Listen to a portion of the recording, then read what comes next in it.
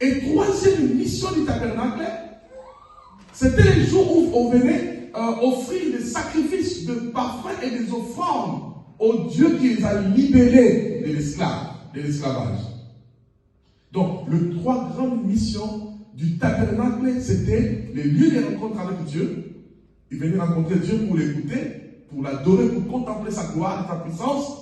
Et deuxièmement, il venait pour les servir dans les tabernacles. Et troisièmement, il venait pour offrir leur propre temps, leur propre corps, leurs offrandes, leurs dîmes, et les offrandes de cet état-là n'étaient pas des héros de ce cas. Non! C'était des taureaux, de beaucoup d'autres choses, des lords, beaucoup de choses. Ils venaient pour servir celui qui les a libérés de l'esclavage. Aujourd'hui, le tabernacle, c'est la maison de Dieu. C'est pourquoi le sujet est intitulé « Tu es loin et choisi pour servir l'Église ». L'Église est le tabernacle de Dieu. L'Église est le corps de Christ.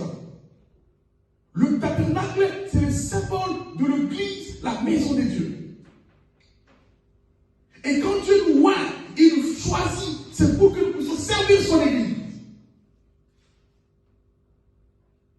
La Bible dit que dans Éphésiens, chapitre 5, verset 25, la Bible dit, Christ a aimé l'Église et il s'est livré lui-même pour cette Église.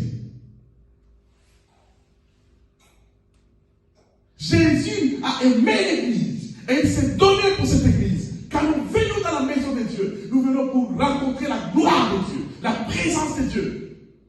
Nous venons pour le servir. Et dans l'Église, nous sommes des sacrificateurs et des rois. Chaque personne dans la maison de Dieu doit comprendre son importance et son utilité. Chose que nous faisons, Père soit-il, pour que l'œuvre de Dieu avance, attire la faveur de Dieu dans nos vies. Amen. Et dans le tabernacle, Dieu avait fixé le principe. Il a dit, vous travaillerez 6 jours. Et le 7e jour sera consacré à l'Éternel.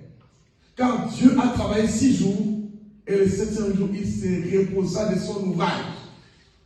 C'est pour cela que Dieu a béni, il a sanctifié le 7e jour. Dans l'ancienne alliance, jusqu'à aujourd'hui, il y a des choses qui le pratiquent.